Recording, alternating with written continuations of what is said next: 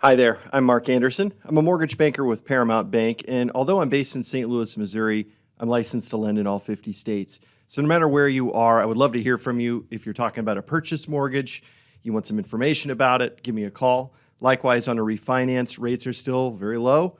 It could make sense for you to refi. Give me a call. I'll give you some clear, transparent information. Call the number below. I'd love to talk to you. So today what we're doing is another episode of the 10-minute mortgage class. And I'm going to get in at or under 10 minutes, I swear. It's never happened before, but there's always a time for a first. What we're discussing in this episode are escrow accounts. Now, the term escrow means different things in different contexts. So the type of escrow that we're not talking about is when people refer to being in escrow. This turns out to be kind of a regional variation under what I would call here in the Midwest as being under contract. If you're out in, say, California, they refer to this period after you've signed the contract to purchase as being in escrow. What we are talking about today are the escrow accounts that are actually attached to your mortgage. First up, what is an escrow account? The best way that you can think about an escrow account is that it is really just a bank account for the sole express purpose of paying your taxes and your homeowner's insurance. Well, how does it work? 1/12 of each bill, so property taxes, take that whole bill, divide by 12. Same thing for homeowner's insurance. Take the whole bill, divide by 12. Both of those 1/12 chunks are simply added to your monthly mortgage payment. Important thing to note, this is your money. It is in a bank account that is your money going into it. However, it's not under your direct control. It's actually managed by the lender that services your loan. So let's look at a quick example. These numbers are kind of just made up for illustration purposes. You've got a principal and interest payment on your loan of $1,009. 1/12 of the property taxes, in this case, would come out to $290. We're going to add to that 1/12 of your homeowner's insurance for a total monthly mortgage payment, principal and interest, taxes, homeowner's insurance of $1,424. Next up, this gets a little complicated, and I'm going to say in advance that the math that I'm going to go over here is somewhat simplified.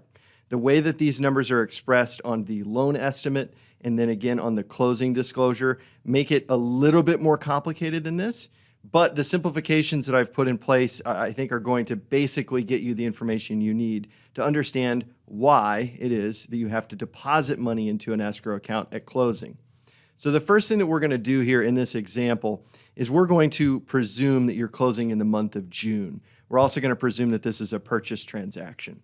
So one thing that you'll notice here, the little graphic on my calendar art from 2016 yearly calendar that I found, we're closing in June. You'll notice that there's a homeowner's insurance graphic that I've put there. The first thing that's collected, technically it doesn't actually go into the escrow account, but just to simplify, I'm going to say that it does. You have 12 months of homeowner's insurance that's collected on the day of closing. And one of the most common questions I get is, well, if I'm paying 12 months in advance, why do I then need to pay 1/12 of my homeowner's insurance with my mortgage since I'm already paid up? The reality is insurance is a bill that is paid forward. So when you're closing in June and you're paying 12 months of insurance, what you're paying for is the premium coverage for the next year. Your next year's premium will come due also in June. And that's why the escrow account is established. That's why you still pay 1/12 of the insurance in every month. So in addition to the 12 months of insurance, we also have to add in 2 months of reserves. That's kind of the less formal way to refer to it. The technical term for what this is the servicing cushion. So essentially, the escrow account is designed in such a way that the account is not supposed to fall to zero. It's always supposed to have a servicing cushion equal to 2 months of insurance and 2 months of property taxes. So we're going to add in 7 months of property taxes. So why 7? Well, we're going to do some counting here. So you close in June. That means that your first monthly mortgage payment that includes an escrow payment is August. So the first month that will count toward the bill that's due in December, and I'm using kind of St. Louis standards for when property taxes are due, they're paid in December. It's going to be different for you all around the country, but the underlying principles are the same. In this case, it's all based on taxes being due in December. What we've got is we've got 1 for August, 2 for September, 3 for October, 4 for November, and then a 5th escrow payment for the month of December. So the original 7 months that are put into the escrow account are put there so that by the time the bill comes due in December, you've got 12 months or 1 year of property taxes. Next up, just like with the insurance, there's also the servicing cushion, the 2 months of reserves for property taxes.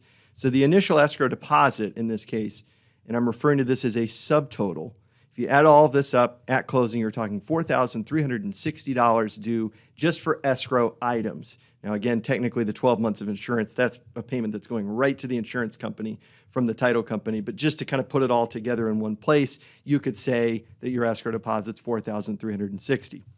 Now, one of the simplifications that I've made here that I do think it's really important to point out how this, in fact, would be different is there is something called a tax proration credit. And that is a credit that would come to you from your seller. Now, if you're paying the entire property tax bill here in December, well, that would be unfair because you're only acquiring the property in June. The title company is going to calculate, and they're going to refer to your sales contract for some specific guidance in terms of the exact calculation method used. But what they're going to do is they're going to get a credit to you from the seller that covers their portion of that year's tax bill. What this credit will do is actually effectively reduce the amount of the overall escrow deposit to keep things fair. But this was, I think, a useful step of just kind of calculating how that escrow account is determined up front. Okay, big question. To escrow or not to escrow? First thing to keep in mind is that you may not have a choice. So it is mandatory to escrow unless you have 20% down on your purchase or on a refinance if you've got 20% equity in the property based on an appraisal. Then you have the option of choosing whether or not you want to escrow for your taxes and insurance or you would rather pay those bills on your own. This, I think, is a classic example of a totally subjective question. There is no objective right answer. Is it better to escrow? Is it better not to escrow? It comes down to personal preference, and to assist you in coming to your own conclusion on that, I'm going to give you just 2 pros and 2 cons. Pro for escrowing. It's convenient. Instead of you having to write, in the case of a Missouri property where taxes are due in December, instead of you writing a big check for the whole year in December, you get to spread those payments out. Now, could you do that on your own? You could, but would you? Next up, you get slightly better loan terms if you escrow. Now, this always causes a little bit of bewilderment, I guess is a fair thing to say. Why would the terms of the loan be better if you escrow versus if you don't escrow? Well, conceptually, I think it's useful to point out that the reason that the escrow account is there is not only for your convenience. The bank really wants you to escrow because it is a really good way of ensuring that the underlying bills are paid. Now, as you may imagine, it is a bad deal for pretty much everybody involved if your homeowner's insurance lapses or if your property taxes go unpaid. In most areas, a local property tax lien actually jumps right in front of a traditional mortgage, giving that priority when it comes time to collect. This is not a good thing if you're in the business of providing people first mortgages because you want to be in that first lien position. Cons. Lack of control. If you escrow your taxes and insurance, you are fundamentally not in control of paying your taxes and insurance except through the monthly payments you're making to the mortgage company. Now, I would be lying if I said that all escrow accounts work perfectly every single time. That's just not true. These are somewhat complicated mechanisms, and the underlying bills, I mean, they change all the time. Your insurance bill is almost certainly going to change year after year after year. Your property taxes, you're going to get reassessed. Eventually, your taxes are going to go up. They could go down. I think most people's are going up in this environment, but those move around. Now, what the bank does to deal with the fact that these underlying bills change is they do a once-a-year escrow reanalysis, and it is only at that time, at some point during the year, when they analyze the escrow account that they may determine that they have not paid enough for something, that they need to collect more from you for it. So one could make the argument that having the control and the ability to make those payments on your own could avoid some frustration as it might relate to waiting around for this yearly escrow reanalysis, dealing with the possibility of a property tax bill that's underpaid due to an underfunded escrow account, that sort of thing. If you are a control-oriented person and you've got no trouble at all budgeting for it, I would say that the lack of control would be a good motivator to get you to escrow on your loan. Next up, this is really just an inverse of the other pro. You do actually pay a little bit of a premium if you choose not to escrow in most cases. Now, this does boil down to the exact pricing of your exact scenario at an exact time that you lock your interest rate. But generally speaking, it's going to cost you either a slightly higher interest rate overall, which I wouldn't recommend doing it that way, or you can pay a fee. Now, if you have to pay a fee to not have an escrow, that fee is typically 0.25% of your loan amount. So obviously that scales up as your loan amount gets larger. You can think of that cost really, I don't necessarily look at it as just a blind cash grab by the bank.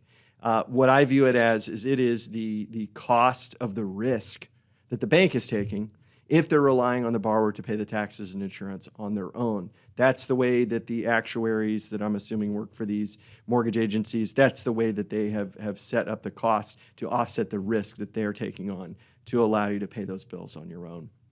So escrow, frequently asked questions. We're going to wrap this up here. What happens if my escrow account falls short? Well, as I referenced earlier, one time in the year, the bank is going to have to, by law, analyze your escrow account. What they're looking for is fundamentally, do we have enough money in the escrow account? They're going to check to see if your taxes have changed, if your homeowner's insurance have changed. And the potential problem that you're going to run into on this is you don't necessarily know when this reanalysis is going to happen. It could happen several months after one of those underlying bills has been paid, and perhaps that bill had gone up. You could find yourself in a very awkward situation where maybe if the timing is exactly like the worst as it could possibly be, you could find yourself in a position where you get a notice from the bank that says, your escrow account is short and it's been running short for 11 months. Now, what they're going to do at that point is they are going to give you the option of either writing a lump sum check to cover the shortage in the account to bring it back up to where it's supposed to be. Number one, to pay the bills that are coming due, and the bills that may be coming due in the future, while ensuring that the account has the 2 months of insurance and 2 months of taxes in that servicing cushion. So if the escrow account falls short, you can basically take one of two approaches. You can do it completely passively and wait for that reanalysis to happen. Or, I think this is the better way to do it, you're going to get a notice if your homeowner's insurance goes up or if your property taxes have gone up. When you get that notice, call the lender and ask them to perform the reanalysis based on that documentation showing that the bills are changing. Be proactive. You're going to save yourself a lot of potential frustration. Next up, can I change insurance companies? Well, this is one of the trickier things about having an escrow account because you have to think about things in terms of, well, if I change something, is the bank going to send the money to the old insurance company? How's that going to work? Very important. I'm going to share with you a brief personal anecdote. Do not do what I did. When you change insurance, when I changed insurance many years ago, I failed to notify my lender in advance. I got a really good deal from an insurance agent that I had been doing a lot of business with some of my clients, and I agreed to move my policy over. I actually didn't think, which is maybe this should be embarrassing for me to admit, I didn't think to call my lender in advance of this switch to notify them. Well, what happens, as you might imagine, is when you get a new insurance policy in place, the first piece of mail that your lender is going to get is the cancellation notice from your existing or your previous insurance company. Well, lenders really don't like it if a property that they have a loan against doesn't have homeowners insurance, because that could be really, really problematic if the worst should occur and your property burns down and you're not able to make your payments, et cetera. So what they do in those cases is they start a process where they actually purchase insurance for you and send you the bill for it, called forced placement or lender-placed homeowners insurance. They get that in place. You've got a little bit of a grace period. Fortunately for me, I got the notice that I was in this grace period where they were going to put this super expensive insurance policy in place. Fortunately, all I needed to do was forward them the documentation for my new policy. So that worked out, but I could have saved myself some frustration if I had simply done that proactively, given that information to my lender. But long story short, there is no restriction against you changing whatever insurance company you want to work with. You can, in theory, change your insurance company 4 or 5 times in a year. As long as you provide the documentation and the paper trail for those changes to the lender, you will avoid problems as it relates to your escrow account. All right, little lighting snafu, had to switch out a light. Last question, how can I get rid of my escrow account?